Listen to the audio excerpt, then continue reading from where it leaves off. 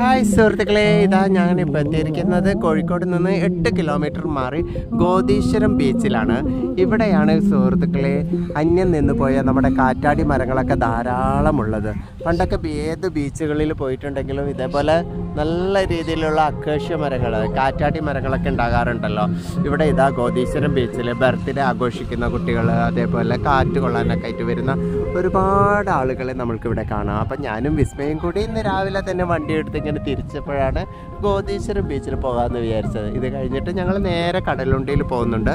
കടലുണ്ടിയിലെ പക്ഷി സങ്കേതങ്ങളൊക്കെ കണ്ട് അവിടുത്തെ ബീച്ചൊക്കെ കണ്ട് കുറച്ച് കാറ്റൊക്കെ ആസ്വദിച്ചിട്ട് ഈ ചൂടുള്ള കാലാവസ്ഥയിൽ ഞങ്ങളിങ്ങനെ ചൂടിനൊക്കെ അവഗണിച്ച് മുന്നേറിക്കൊണ്ടിരിക്കുകയാണ്.